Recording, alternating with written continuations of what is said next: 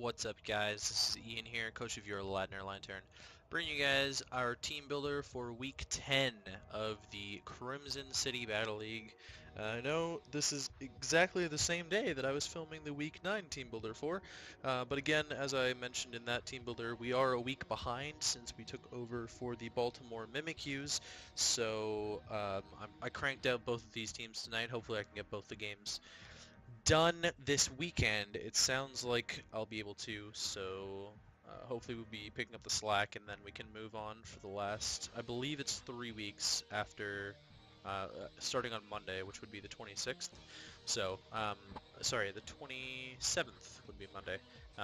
So hopefully, yeah, so I'm really hoping that I pounded these out and I hope they're good enough to actually play with. You know, I'm not too fussed because I'm taking over for a team that's 1-7 already, so I don't have high hopes for playoffs necessarily. I know I can make playoffs, but realistically, I'm just trying to show that I can compete in the draft format in general. I know I'm in a bunch of other leagues, but those teams, all of them except for one, I drafted. And this one I had no part in drafting whatsoever. I just like the look of it, so that's what we're going with. Yeah, so our opponent this week is Coach Jimmy and the Los Angeles Lake Trio, which is a really cool name, by the way. I've seen his logo probably for like AABL or something. I saw his logo. I can't even remember now, but his logo is really cool too. Unless I'm thinking of UCL or something. P4G maybe. I might be thinking of the P4G logo and I'm completely wrong. I hope not, but yeah, so we're playing Jimmy. His team is Jirachi, Hydreigon, Vaporeon, Serena, Mismagius, Sandslash, Mega Beedrill, Clefable, Heliolisk, Typhlosion, and Golisopod. I'm anticipating everything except the Sandslash, Typhlosion, and Golisopod to come. The Sandslash doesn't make any sense to me on this team. Like, realistically, I have no idea what Sandslash is doing there besides being a spinner and a ground type. I think there are many other things that could go there, like another ground type from somewhere else and another defogger or something. We'll get into that in a sec. Jimmy has priority with Vaporeon with Quick Attack, Golisopod with First Impression, Aqua Jet, and Sucker Punch. He has Hazard Setting in Jirachi with Stealth Rocks, Sandslash with Stealth Rocks, oh my god, not Toxapex, Mega Beedrill with Toxic Spikes, and Clefable with Stealth Rocks. His hazard removal is Serena with Rapid Spin, Sandslash with Rapid Spin, and Mega Beedrill with Defog. And he has 4 times weaknesses in Hydreigon to Fairy. Stark contrast to Tiff's team, which had a ton of 4 times weaknesses. This one has a lot of monotyping mons, such as Vaporeon, Sandslash, Mismagius, Clefable, and Typhlosion. So there aren't a ton of opportunities to even have 4 times weaknesses to exploit, so that's the deal this week. Let's get into our team really quick here. We're bringing Diamond the Weavile again this week, bringing a little more of a nifty set with Focus Sash, Pickpocket. I brought Pickpocket against Tiff just because it wasn't worthwhile to pressure stall anything, in my opinion. But with Focus Sash, you want to pickpocket another item away once your Focus Sash is broken. Or your Focus Sash is... Yeah. Excuse me, once your Focus Sash is broken, you can like pickpocket on 1 HP or whatever, right? So that's the idea with that. Ice Shard, Icicle Crash, Knock Off, and Fake Out. We're bringing double priority, but obviously Fake Out only works on the first turn. Fake Out's really helpful with Pickpocket because you'll take the item right away. He has a reasonable ice weakness. The only things resisting ice, well, he's got a lot of stuff that resists ice, but there's also a lot of stuff that can't take it. Like, he has Jirachi, Vaporeon, Golisopod, Typhlosion that resist ice, but in my mind, Golisopod and Typhlosion don't really resist ice that well. And then he has weaknesses in, like, Hydreigon, Serena, Sandslash that I think Icicle Crash is worth bringing. He has a reasonably heavy dark weakness, bar Clefable and Hydreigon, but Hydreigon's not going to want to take a knockoff, and Clefable actually does check this pretty well, so I'm hoping we can deal with that in other ways, as you'll see later. We don't have the best thing to deal with Clefable outside of like a Lowland Muck, but then a Lowland Muck loses to like the rest of his team, including Mega Beedrill, so I didn't really want to bring a Lowland Muck for that. Yeah, like honestly, Clefable kind of bodies this team. Again, I didn't draft this, right? So I have no control over that, but this team has a relatively thick fairy weakness, so we're kind of like trying to patch that up with our team building here. Rocking Adamant max attack, max speed. This is the second week I think that we're running Adamant max speed because we only need to outspeed Heliolisk because we can't outspeed Mega Beedrill. We can't outspeed any Scarfers that are relevant, so we're outspeeding Heliolisk, which is the next best thing. And luckily for us, we get to run Adamant, which means we are going to hit super hard.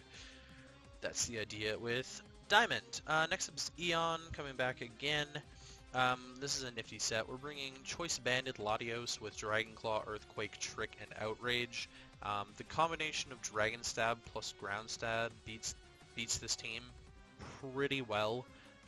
Like Jirachi resists the dragon, but it dies to Ground Stab, and Clefable just hard walls this thing anyways, but that's what we have Trick for. We're going to try and trick a Choice Band under that Clefable, and then it will be completely useless. That's the idea, at least. Tricking it a choice item that it can't use properly is the idea. We're running Jolly 248, which lets us outspeed Heliolisk again, max attack, and the rest into special defense because we are not eating a Mega Beedrill U-turn either way, so I'd rather put it in special defense so that we can wall something like Vaporeon, potentially. We're kind of weak to his special attackers as Latios, to be fair, like Mismagius beats us 1v1, Clefable beats us 1v1, so. Next up is Elizabeth, coming back again. This time it's going to be pure offensive Nidoqueen with Life Orb. I actually saw an opening for Nidoqueen, and I think Nidoqueen's going to do really well. The combination of coverage moves that I have going on pretty much destroys his entire team, bar Sandslash and Vaporeon, I think. And Mismagius, but we have other things to deal with those things, hopefully. So, Life Orb with Earth Power, Sludge Wave, Flamethrower, and Stealth Rock again. Just running rocks to sort of get them up. Doesn't have the best hazard removal, like one of Serena or Sandslash basically has to come, or Beedrill has to have Defog as a move slot. Because I have Swampert and Nidoqueen, which can both hazard sack, and so can Diancie. Diancie can set up rocks as well, and rocks are like a reasonable threat to this team, just because Mega Beedrill, Golisopod, and Typhlosion are all weak to them, and Typhlosion specifically is typically run Scarf Eruption sort of sets, and so rocks hinder that immensely because all of a sudden after a rock switch in, Fire Blast is doing more damage. So 224 speed with Timid lets us outspeed the Sarina. I realized I didn't even note down all of the speed creeping that I was doing, so I'm going to have to do that in a sec. Yeah, so we're outspeeding the Sarina because that's the fastest thing that we can creep. Max special attack with the rest of HP. Oh, yeah. Something about team builders, am I right? Clearly I watched too much aDrive. Yeah, next up is Delmise. I wanted kind of a spin blocker. I know he's got his own spin blocker in Mismagius, but considering his best hazard removal is in Rapid Spin, I'd rather have Delmise just sitting there as a spin blocker. This is a really standard set. I was using the standard, what do you call it? The standard EV spread and nature and stuff. Assault Vest, Anchor Shot, Power Whip, Earthquake, Rapid Spin. We don't necessarily need the Ghost Stab. The Ghost Stab would be nice for this Magius and for the Jirachi, but Earthquake's going to do enough to the Jirachi, and I think that a combination of Anchor Shot into Power Whip or Power Whip will deal with the Mismagius well enough. I'm hoping we can tank like a few Shadow Balls because of the Assault Vest. Even if he's like Choice Specs or something, I'm really hoping that that will do the trick. Anchor Shot is good Steel Stab considering our ability. Power Whip is like the best physical grass move that we could have hoped for, and Earthquake again hits like a lot of things on his team. We needed the Power Whip to deal with Vaporeon, I found. Otherwise I just would have put Shadow Claw in there and hoped for some crits on things, but this is the deal. In theory this can 1v1 Clefable with Anchor Shot, Again, I don't know how well that theory will play out, but with the Assault Vest on, we should be able to 1v1 the Clefable relatively well. Next up's Rye 1, the Choice Specs Raichu, with Lightning Rod to absorb the Heliolisk attacks. Volt Switch, T-Bolt, Hidden Power Ice, and Focus Blast, fairly standard Raichu set. Hidden Power Ice is there for the Sand Slash and the Hydreigon, in theory. It's also there for the Serena. Focus Blast is there to hit the Hydreigon and the Heliolisk for the most damage possible, and then the rest of his team takes really good damage from Thunderbolt, a combination of Thunderbolt and Volt Switch. Again, Sand Slash's is only electric immunity, so if he doesn't bring Sand Slash, then Raichu just gets a free Volt Switch off on something. We're running Max Speed Timid to outpace the Heliolisk. That we don't even need to run Max Speed for, we can run a little bit less actually. There we go, run that, so put 8 speed F, there we go. Yeah, so we're running enough speed to outspeed Heliolisk, which is pretty much max speed. Max special attack, just to get the most out of our choice specs. Hopefully we can break some walls with this. And last but not least is Tibet, our choice Scarf Pure Power Medicham. We're rocking Fire Punch, High Jump Kick, Zen Headbutt, and Bullet Punch. Fire Punch is there to hit the Serena and the Jirachi. If I don't want to miss a high jump kick, it'll also hit the Heliolisk if he's dry skin really, really well. It hits the Beedrill really well. Again, if I'm locked into it, then that's the goal. I think Typhlosion's hidden ability is Flash Fire. I'm not 100% on that, but that could be a thing later. We've got high jump kick there. The only thing stopping me from just spamming high jump kick is the Mismagius, but if that's not coming, then I'm clicking high jump kick. Zen Headbutt is a good Psychic Stab. It also does the most to Mega Beedrill. Excuse me. And Bullet Punch is good priority. Serena obviously stops priority with Queenly Majesty, but I didn't really know what to put in this last slot, to be completely honest, besides like Thunder Punch, but I figured High Jump Kick was doing enough to the Vaporeon anyways. Actually, you know what? Vaporeon's probably going to run Protect. We might not need... I don't know.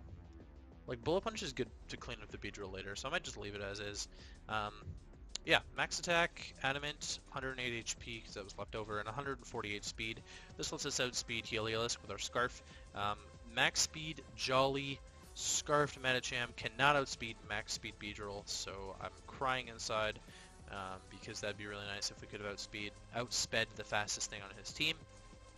But we can't, so we're running enough speed to outspeed regular Heliolisk, which is the idea. Which conveniently outspeeds the rest of his team, bar Beedrill. So that's the idea with Medicham. Yeah, that's pretty much the entire team. Win cons in, like, Nidoqueen cleaning up late game, potentially. I mean, Medicham cleaning up late game would also be fun too.